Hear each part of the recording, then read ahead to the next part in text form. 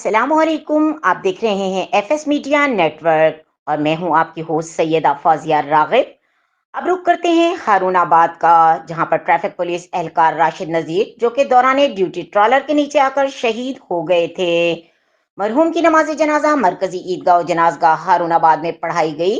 مرحوم کی نماز جنازہ میں district police officer Bahawalnagar Nasibullah Khan, D S P circle Haroonabad Rao Saleem, S H O تھانہ city Haroonabad Rao Shahid Hameed, S H O تھانہ صدر Rao Inamullah Khan, security branch special branch سمیت دیگر سیکورٹی اداروں کے اہلکار سمیت انجمن تاجران، صحافی برادری اور سیاسی و سماجی شخصیت، اہلیان شہر کے علاوہ دیگر مکاتب فکر سے وابستہ افراد کی کثیر تعداد نے شرکت کی۔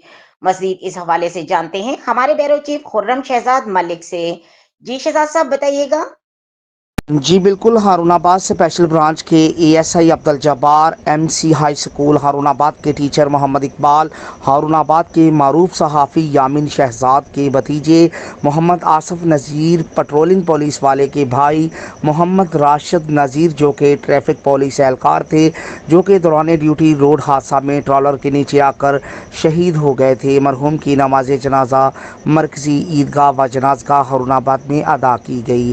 مرحوم کی نماز جنازہ میں district police officer Bahawalnagar Nasibullah Khan, D S P circle Haroonabad Rao Saleem, S H O تھانہ city Rao Shahid Hameed, S H O تھانہ صدر ہارون آباد راؤ انعام اللہ خان، پنجاب پولیس کے ملازمین، elite force, special branch, security branch, I B branch اور دیگر سیکورٹی اداروں کے ملازمین کے علاوہ Jinnah press club registered Haroonabad, city press club registered Haroonabad, friends media group Haroonabad, Punjab city press club registered Bahawalnagar, regional union of journalist Pakistan, journalist foundation Pakistan و دیگر صحافی برادری، ریسکیو ٹیم، سول ڈیفنس کے عظمت مدنی، زاہد حسین انجم، سیاسی و سماجی شخصیات، انجمن تاجران و اہلیان ہارون آباد و دیگر مکاتب فکر سے وابستہ افراد کی کثیر تعداد نے شرکت کی۔ مرحوم کو پورے اعزازات کے ساتھ ان کے آبائی قبرستان میں سپرد خاک کر دیا گیا۔ مرحوم کے انتقال پر ہر آنکھ اشک بار تھی۔ دعا ہے کہ مولا کائنات مرحوم کی مغفرت فرمائے اور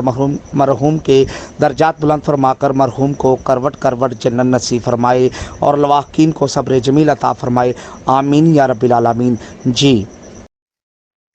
جی ناظرین، اب تک کے لیے اتنا ہی۔ مزید خبریں اور اپڈیٹس دوبارہ بلیٹن میں شامل کریں گے۔ اپنی ہوسٹ سیدہ فاضیہ راغب کو اجازت دیجیے۔